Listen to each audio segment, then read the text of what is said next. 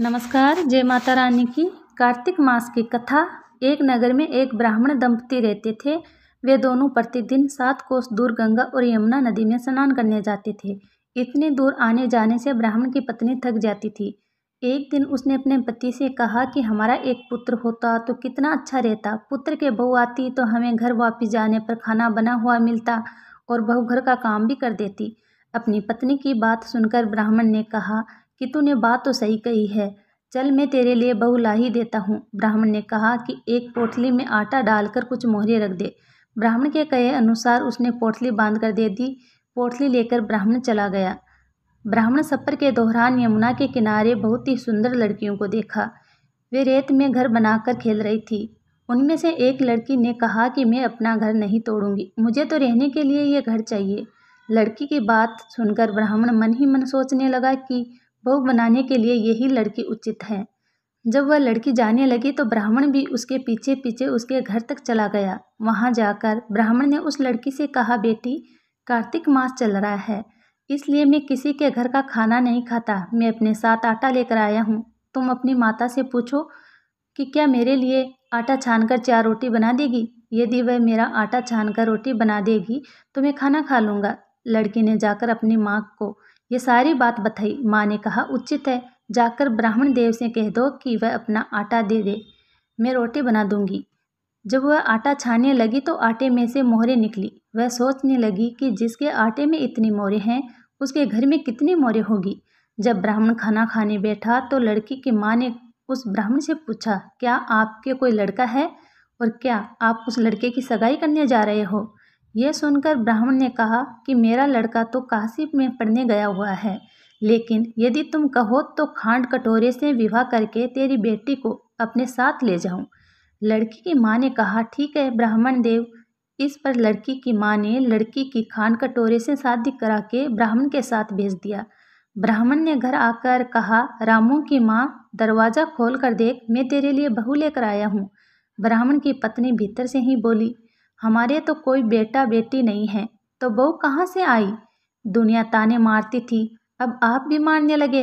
ब्राह्मण ने कहा, तू दरवाज़ा खोल कर तो देख। जब ब्राह्मणी ने दरवाज़ा खोला तो सामने बहू को खड़ी देखा। उसने बहू का स्वागत किया और आदर सत्कार से अंदर ले गई।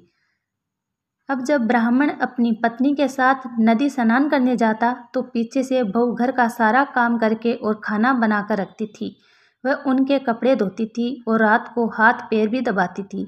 इस तरह बहुत दिन बीत गए। ब्राह्मणी ने अपनी बहू से कहा कि बहू, कभी भी चूल्हे की आग मत बुझने देना और मटके का पानी खत्म मत होने देना। परंतु एक दिन चूल्हे की आग बुझ गई। यह देखकर बहू घबरा गई और भागी भागी अपनी पड़ोसन के पास गई और कहा कि मेरे चूल्हे की आग बुझ गई है, मुझे थोड़ी आग चाहिए। मेरे सास ससुर सुबह 5 बजे से गए हुए हैं, वह थके हुए घर आएंगे, इसलिए मुझे उनके लिए खाना बनाना है। यह सुनकर पड़ोसन ने कहा कि तुम बावली है, तुझे ये दोनों मिलकर पागल बना रहे हैं। इनके कोई पुत्र नहीं है, यह निसंतान है। बहू ने कहा, नहीं ऐसा मत बोलो, इनका बेटा तो बनारस काशी पढ़ने गया हुआ है। इस पर पड़ोसन ने कहा कि ये तुझे झूठ बोलकर लाए हैं, मेरी बात मान, मैं सच बता रही हूँ, इनके कोई बेटा नहीं है।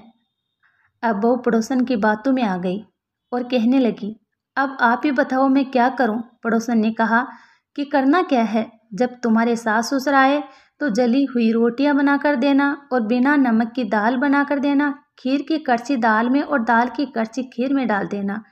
पड़ोसन ने उसे अच्छे से सिक्का बढ़ा दिया।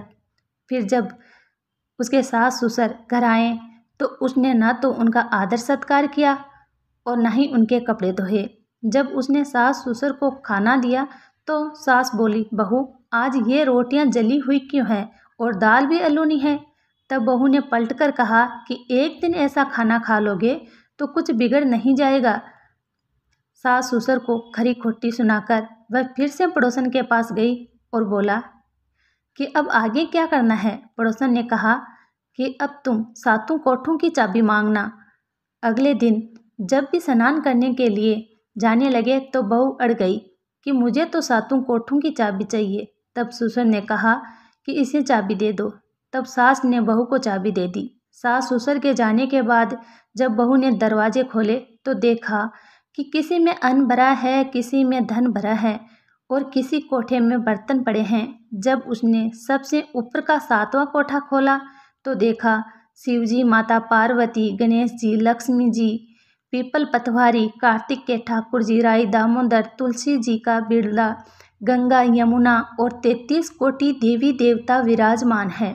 वहीं पर एक लड़का चंदन की चौकी पर बैठा माला जप रहा है।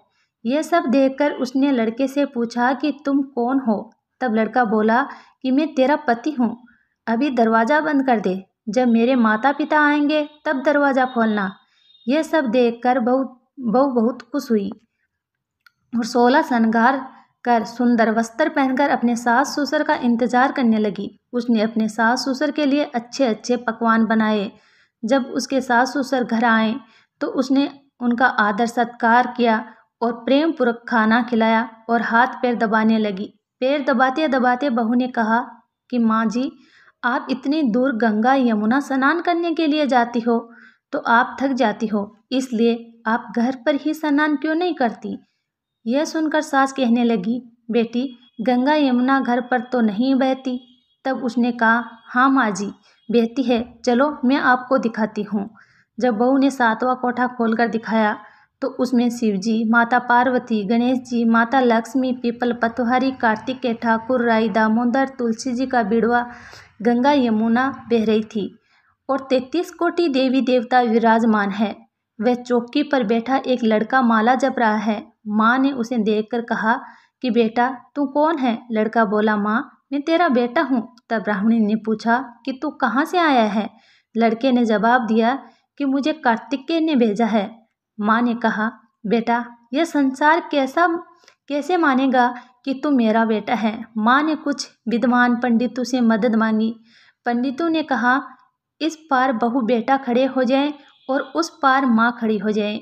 माँ ने चमड़े की अंगियाँ पहनी हो और छाती से दूध की धार निकलकर बेटे की दाढ़ी मूछ भीगे और पवन पानी से गंजोड़ा बंधे, तब मानेंगे कि ये इस माँ का ही बेटा है। उसने ऐसा ही किया। चमड़े की अंगियाँ फट गई और छाती में से दूध की धार निकलकर बेटे की दाढ़ी मूछ भीग गई। पवन पानी से बहू बेटे का गंजोड़ा बंध गया। यह सब देखकर ब्राह्मण और उसकी पत्नी की खुशी का ठिकाना ना रहा। तो यह थी कार्तिक मास की कथा। हे कार्तिक के ठाकुर, जैसे ब्राह्मण और ब्राह्मणी को बहू बेटा दिया, वैसे सबको देना। कार्तिक मास की कथा कहने, सुनने और हुंकारा भरने वाले सब की कृपा, सब पर कृपा बनाए रखना। बोलो कार्तिकेय भगवान की जय।